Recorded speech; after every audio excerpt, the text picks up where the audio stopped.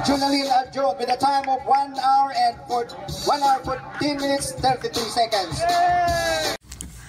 Sergeant Jonalyn Aljun ng 302nd Achiever Brigade mula sa Tanay City ay umangat bilang pangatlo sa 10 kilometrong takbuhan sa First Manhuyod Half Marathon noong ika-29 ng Setyembre at siya ay ginawaran ng parangal.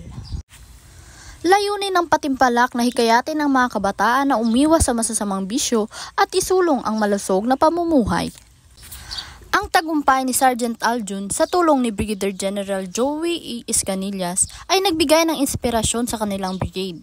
Ipinapakita nito ang determinasyon at dedikasyon ng bawat miyembro. Ayon kay General Escanillas, ang mga sundalo ay aktibong nakikilahok sa mga gawain na nagpapabuti sa kanilang pisikal na kalusugan at hinihimok ang iba na makilahok sa mga kompetisyon.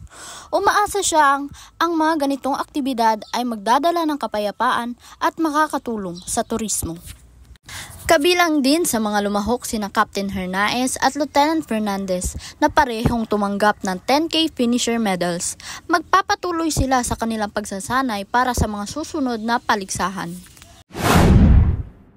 Mula rito sa Camp Leon Kilat, Tanay City, para sa Leon Kilat TV News, Kamatuoran, ngadto sa Kalinaw, Jonah Jordan, nag-uulat.